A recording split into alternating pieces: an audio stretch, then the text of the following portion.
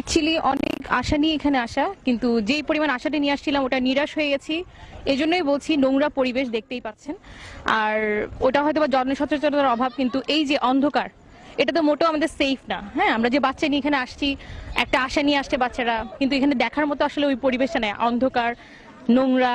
তো এটা আসলে আমরা যতটুকু আশা নিয়ে আসছি ওটা আশারূপ হয়নি। হ্যাঁ ঠিক আছে, পরিবেশটা অনেক ভালো সুন্দর, এটাই ঠিক আছে, কিন্তু সবকিছু মিলায়ে যে অন্ধকারের কারণে এখানে মানে আমাদের যখন খারাপই লাগছে যে এখানে যেহেতু অন্ধকার সেজন্য আমাদের নিজের কেয়ারটা আমরা নিতে পারছি না, যেটা এই জন্য সবকিছু মিলাই খুবই সুন্দর, শুধু এই যে মানে অন্ধকারের কারণটাই হচ্ছে মেইন সমস্যা।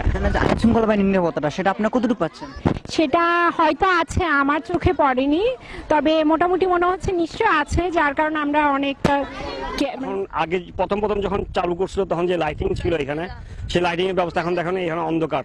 আর সবচেয়ে বড় কথা হচ্ছে এখানে পরিবেশটা এখন আগের থেকে অনেক নোংরা হয়ে গেছে। আমরা তো এখানে ঘুরতে এসে অনেক আনন্দ পাই, সুতরাং এখানে যে পরিবেশ এবং লোকজনে আবিজাবি ফালাইয়া নষ্ট করে ফেলাতেছে, এবং সেগুলা যদি পরিষ্কার করার জন্য নিজেরা সচেতন থাকি, তবে সবচেয়ে শৃঙ্খলা বাহিনী নিরাপত্তা ঠিক মতন দিতেছে, এবং কোনো এখানে ছিনতাই এবং হাইজ্যাক এগুলো কিচ্ছুই হয় না। এখন নিরাপত্তা হিসেবে আমরা চলতেছি এখানে।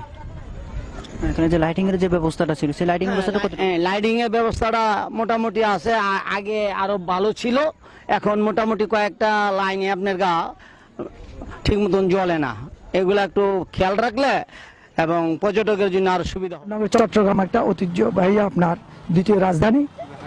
এই রাজধানী ঈদুল আজহা উপলক্ষে আমরা বিনোদন করতে পরিবার নিয়ে এসেছি, কিন্তু সবচেয়ে দুঃখের বিষয় হলো যে আমরা পরিবার পরিজন নিয়ে যে রাস্তার যে যুগ উপযোগী যে উন্নয়ন বলেছে, আর উন্নয়নের যে জোয়ার বলেছে, এখন যে উন্নয়নের জোয়ার সারা বাংলাদেশে হচ্ছে, এখানে এসে আমরা বুঝতে পেরেছি উন্নয়ন বলতে আমাদের জীবন মরণ সন্নিক্ষণে আমাদের বাচ্চা কাচ্চা নিয়ে আমরা আসতে অনেক কষ্ট।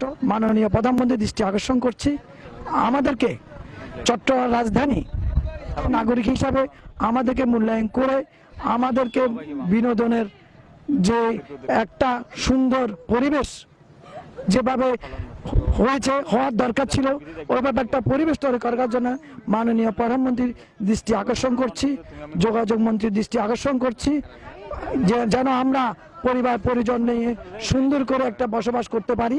পর্যটকের শুধু সমস্যা হলো একটা, সেটা হলো আগে তো পর্যটক বেশি আসতো, অনেক রাত পর্যন্ত থাকতো, এখন লাইটগুলা না জ্বলার কারণে পর্যটকেরা বেশিক্ষণ থাকে না।